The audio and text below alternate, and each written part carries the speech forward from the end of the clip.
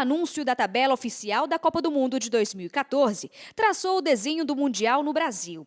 Os 64 jogos foram divididos de forma que cada cidade-sede receba pelo menos 4 confrontos do torneio.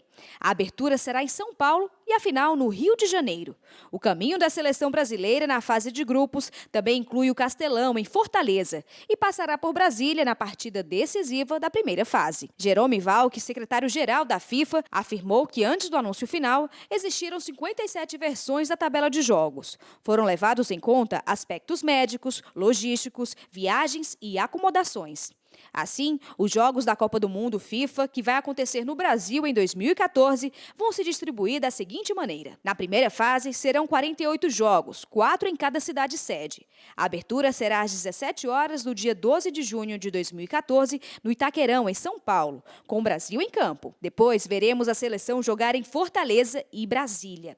Os horários dos confrontos desta fase já estão definidos: 13, 16, 19 e 22 horas. Nas oitavas de final, os jogos acontecerão às 13 e 17 horas. As partidas do início do mata-mata terão como palco o Mineirão, em Belo Horizonte, o Estádio Nacional de Brasília, o Castelão, em Fortaleza, o Beira-Rio, em Porto Alegre, a Arena Pernambuco, em Recife, o Maracanã, no Rio de Janeiro, a Arena Fonte Nova, em Salvador e a Arena São Paulo.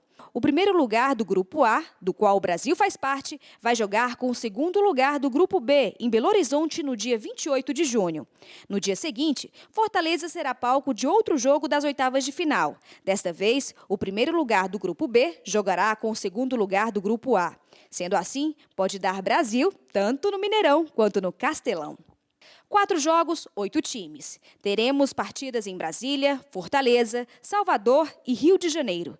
Passando pelas oitavas de final, nesta fase, o Brasil pode jogar tanto em Fortaleza quanto em Salvador. Serão 2 jogos que definem quem vai para a grande final. Esses encontros acontecerão em Belo Horizonte, dia 8 de julho, e em São Paulo, no dia 9 de julho.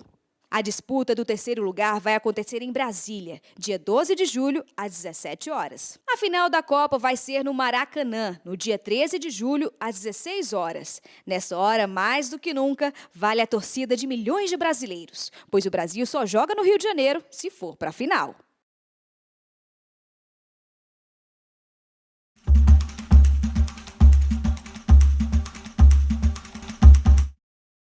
O anúncio da tabela oficial da Copa do Mundo de 2014 traçou o desenho do Mundial no Brasil.